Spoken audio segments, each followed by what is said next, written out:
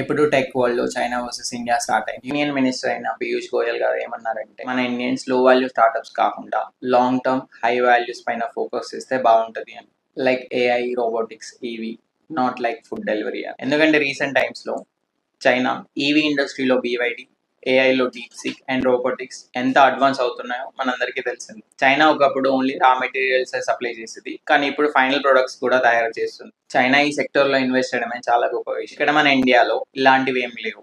AI sector లో, robotics లో, EV ఇండస్ట్రీలో గవర్నమెంట్ ఎటువంటి ఇన్వెస్ట్మెంట్ అనేది చేయలేదు.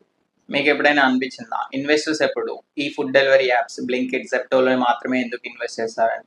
ఎందుకనంటే ఇందులోనే ఎక్కువ ప్రాఫిట్ ఉంటుంది కాబట్టి. ఈవెన్ మీరైనా ఒక దాంట్లో ఇన్వెస్ట్ చేయాలి అనుకున్నప్పుడు మీరు ప్రాఫిట్ ని ఎక్స్పెక్ట్ చేసే కదా ఇన్వెస్ట్ చేస్తారు. ఏ ప్రొడక్ట్స్ చేయటం అంటే మన కంట్రీని ముందుకు తీసుకెళ్లడం.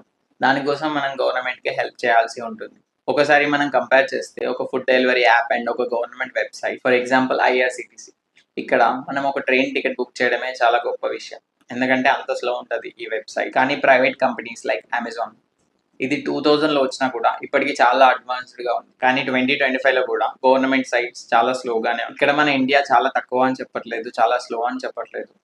చైనా చాలా అడ్వాన్స్డ్ గా ఉందని మాత్రమే నేను చెప్తున్నాను.